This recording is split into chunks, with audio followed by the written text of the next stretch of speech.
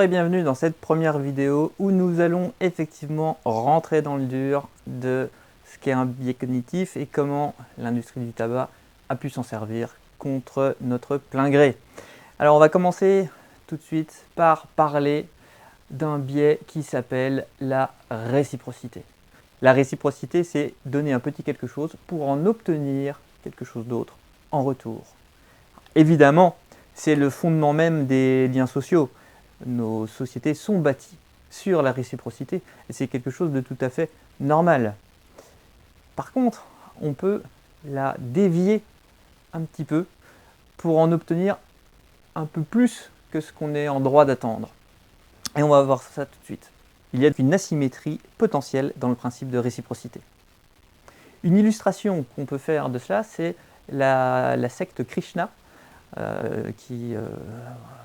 je ne sais pas si ça existe encore, mais en tout cas on n'en entend plus trop parler, mais elle était citée dans une des chansons de Renaud, hein. Bon voilà, c'est pas tout jeune, mais en tout cas cette secte-là, ce qu'elle faisait, c'est que pour récupérer de l'argent, elle donnait un cadeau aux passants. En général c'était une fleur, elle donnait une fleur aux passants, et quand la personne l'avait dans la main, qui voulait la rendre, l'adepte de la secte lui disait non, non, c'est un cadeau de Krishna, je ne peux pas la reprendre. Par contre, un don serait apprécié. Voilà. Et c'est comme ça que des gens qui avaient une fleur dans la main, qui n'avaient pas sollicité, se sentaient obligés de faire un don à cette secte. Et s'ils n'avaient pas eu cette fleur dans la main, jamais ils ne l'auraient faite. Un peu plus loin, ils jettent la fleur dans une poubelle. Les adeptes la récupèrent et la tendent à un suivant. Voilà comment Krishna faisait pour utiliser ce principe de réciprocité. Alors au bout d'un moment, ça marchait plus trop parce que les gens, les voyant arriver, et puis ils étaient assez reconnaissables, hein, cheveux rasés, une toge, bon, c'était l'habit ne fait pas de moine, mais en tout cas, leur habit faisait le Krishna. Bien ce qu'ils faisaient, c'est qu'ils les évitaient. Donc au fur et à mesure, ils se sont mis à se déguiser pour ne pas être reconnaissables tout de suite. D'ailleurs, il y a une petite photo qui illustre ça. C'est celle d'un Père Noël qui s'était fait arrêter par la police parce qu'il faisait la quête de manière non autorisée et en se travestissant. Et ce qu'il faut en retenir, c'est que la formulation de la requête, c'est-à-dire de recevoir un don pour la secte, ne se fait que quand l'interlocuteur a été mis dans une position de réciprocité. C'est-à-dire qu'on ne demande pas d'abord « je voudrais un don pour la secte, voici une fleur en remerciement », c'est « voici une fleur, c'est un cadeau, au fait, j'aimerais un don pour la secte ».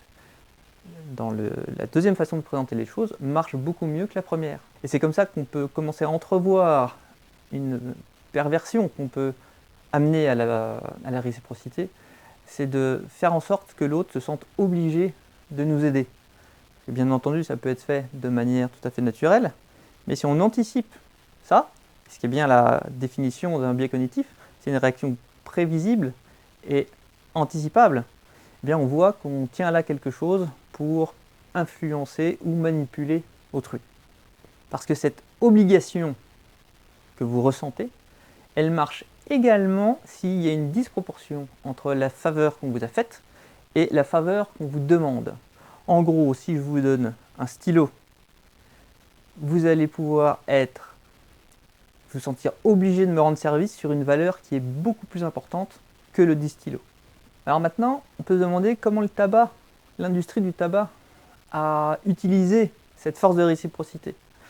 C'est pas la seule à l'avoir utilisé, parce que bien entendu, tout ce qui est usage des goodies, des stylos, des casquettes, des t-shirts, de l'échantillon gratuit également, eh ben, c'est utiliser la force de réciprocité. Parce que si je vous donne un cendrier, si je vous donne un t-shirt avec marqué le nom de la marque ou un logo qui y fait penser, eh bien, même inconsciemment, je vais me sentir redevable de ça et je serai plus enclin d'utiliser ce produit. C'est comme ça, l'être humain est fait de cette façon-là. Alors maintenant, il y a un autre élément qui est intéressant, c'est que on peut se sentir redevable de quelqu'un rien qu'à cause de son aura. C'est-à-dire que si vous avez l'abbé Pierre qui est devant la machine à café et qui n'a pas de monnaie, vous allez beaucoup plus facilement lui offrir un café que s'il s'agissait d'un homme politique qui a les idées exactement inverses de celles que vous défendez.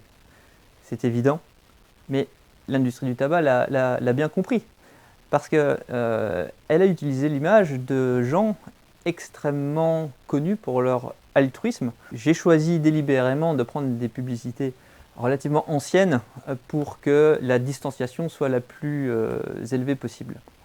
Et donc, un des philanthropes que l'industrie du tabac a utilisé, c'est un monsieur qui s'appelle Monsieur Auguste Exer, qui est mort en 1941, donc c'est pas tout jeune, qui est quelqu'un qui avait réussi dans les affaires et qui a utilisé son argent pour aider son prochain, et notamment les enfants, parce qu'il a créé une fondation pour les enfants, qui leur a construit des aires de jeu, un certain nombre d'aires de jeu, à tel point que la grande aire de jeu à Central Park, donc à New York, porte son nom.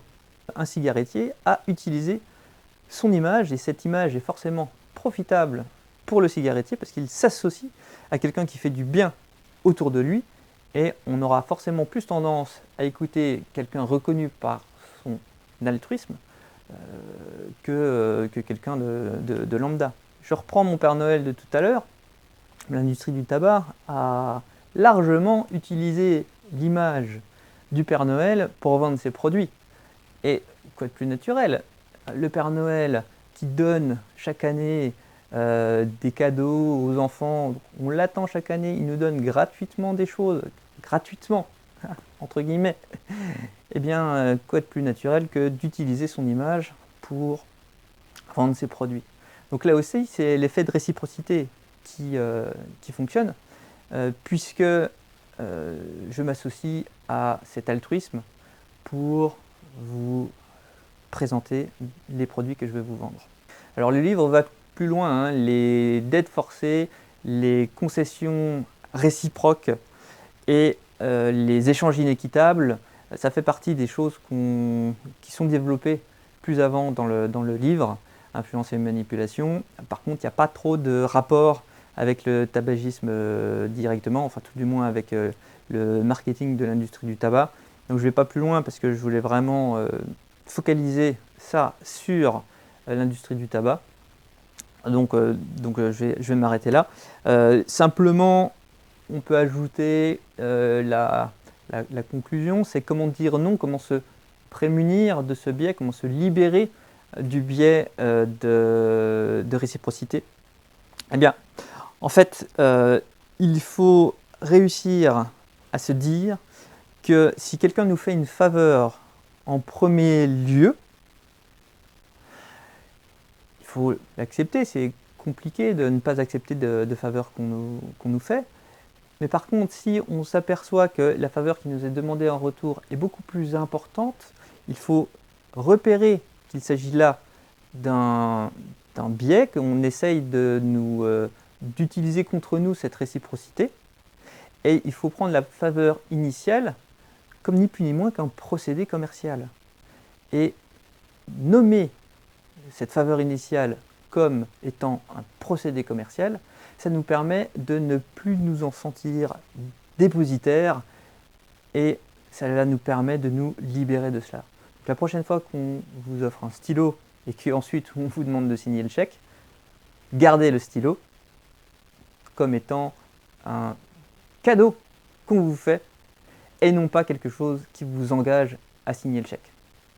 Donc là c'est le moment où je vous dis qu'il faut vous abonner à la chaîne, appuyer sur la petite cloche également, et qu'en bas de la vidéo, vous allez trouver un lien pour récupérer ces images si vous voulez les regarder un petit peu plus à loisir. J'en profiterai pour vous informer de la sortie de nouvelles vidéos et promis, je ne vous spammerai pas. À bientôt!